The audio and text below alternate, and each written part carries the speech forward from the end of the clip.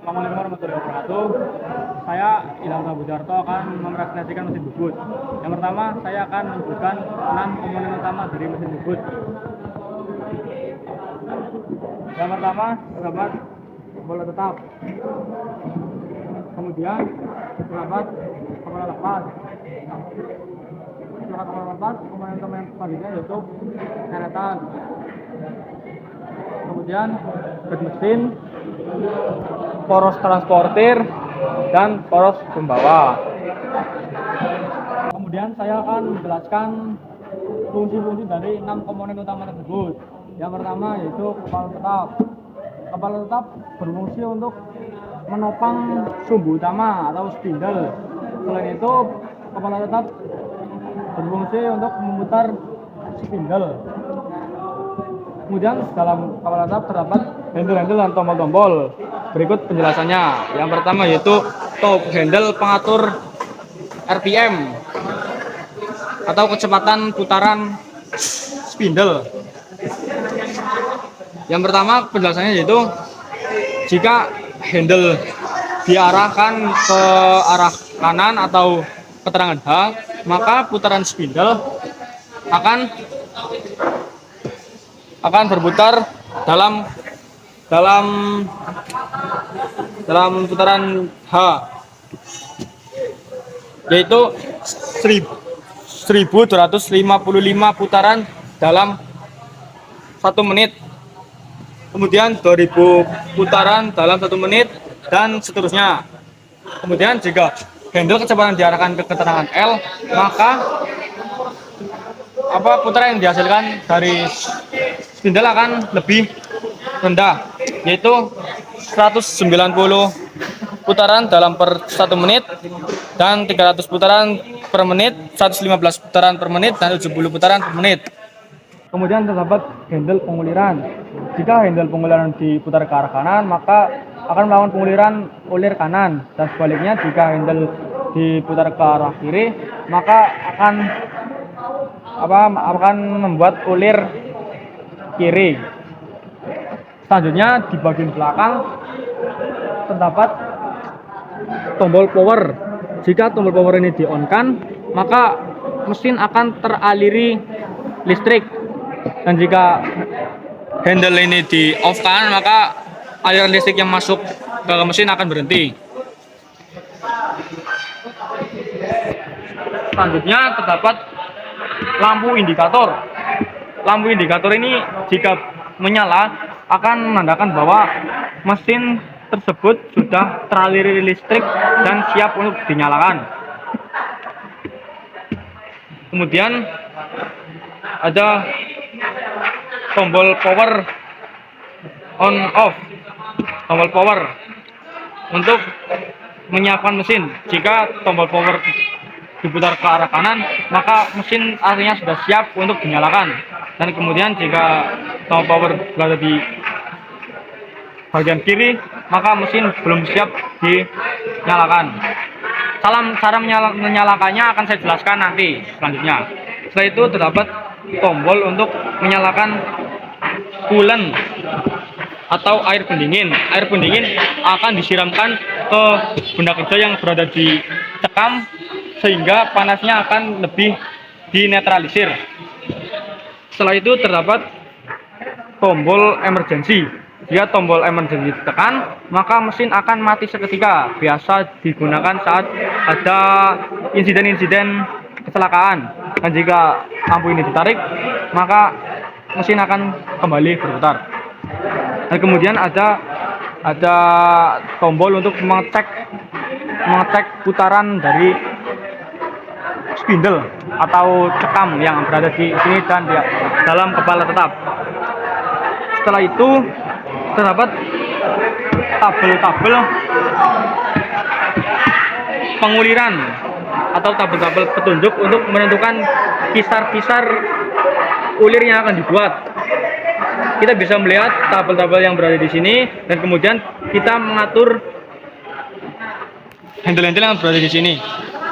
Ini adalah handle-handle untuk mengatur kisar penguliran yang ketentuannya sudah dijelaskan di tabel-tabel sebelah sini.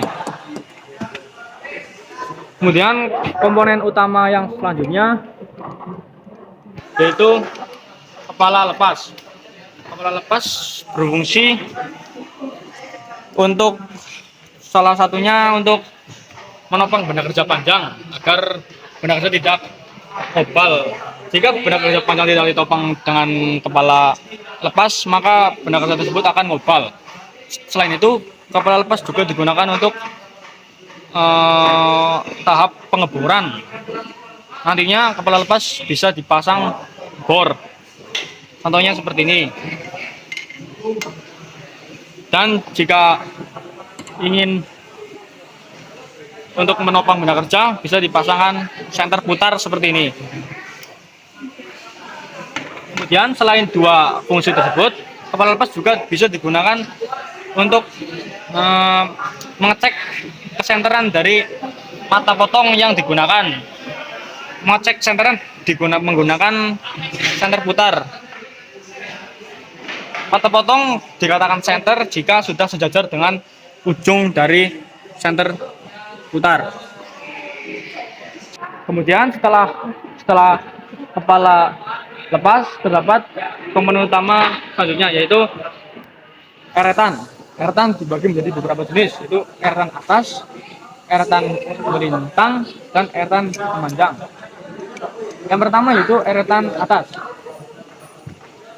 Eretan atas di bagian eretan atas terdapat tulpos. Tulpos berfungsi untuk mengikat mata potong atau biasa disebut pahat. Pahat akan ditaruh di bagian paling ujung kiri yang paling dekat dengan cekam. Cara mengikatnya yaitu dengan mengencangkan baut-baut yang terdapat di atasnya. Kemudian tulpos dapat diputar-putar dengan cara mengendorkan handle yang berada di atasnya, yaitu seperti ini. Putaran tulpos hanya bisa dilakukan ke arah berlawanan arah jarum jam. Eretan atas juga berfungsi membawa mata potong ke arah memanjang atau translasi lurus ke depan. Selanjutnya setelah eretan atas terdapat eretan melintang. Eretan melintang berfungsi untuk membawa mata potong ke arah melintang beserta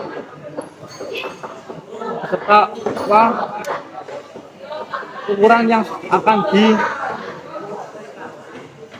dipotong. Cara menentukan ukurannya yaitu dengan melihat keterangan yang ada di sebelah sini. Setelah itu terdapat juga eretan memanjang. Eretan memanjang berfungsi untuk membawa mata potong ke arah memanjang. Jika eretan ini digerakkan, maka semua bagian dari eretan akan terbawa ke arah memanjang.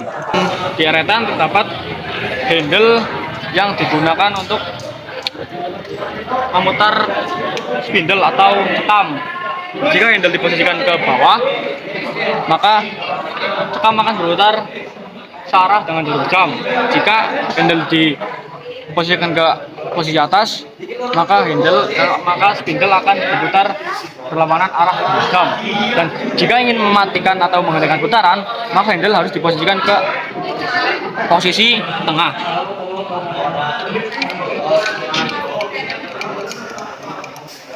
Selanjutnya yaitu dalam eretan terdapat handle yang digunakan untuk proses penguliran automasi. Jika diposisikan ke bawah, maka proses penguliran automasi atau pembuatan automasi bisa digunakan. Selanjutnya terdapat lampu penerangan jika digunakan dalam kebutuhan penerangan, misal pembuatan dalam malam hari dengan penerangan lampu yang kurang. Komponen utama selanjutnya yaitu bed mesin. Bed mesin